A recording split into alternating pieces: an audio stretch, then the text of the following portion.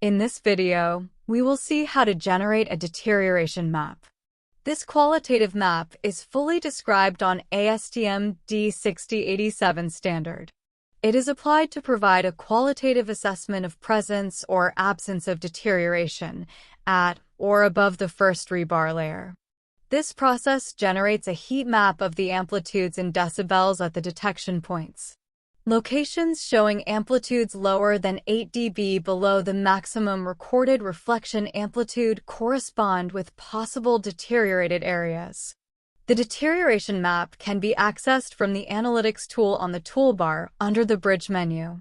For more information on the Data Analytics tool, please watch the Data Analytics video. Select the desired quality for the map to generate.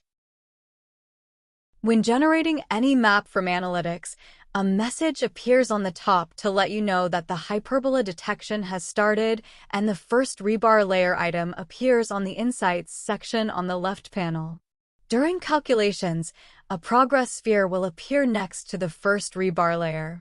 You can still use the interface to perform other processing or visualization tasks during calculations. When the map is ready, a message will appear at the top of the window.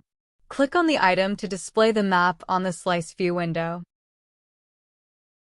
By hovering over or right-clicking on the deterioration map item, options for deleting, showing, or hiding the map appear.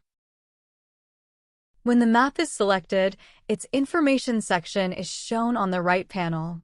From here, you can change the color map used or adjust the limits of the color map. By hovering over the cyan vertical lines, you can check the high and low limits.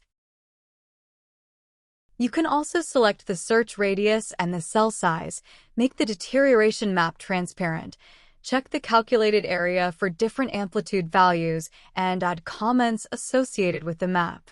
You can also export the deterioration map.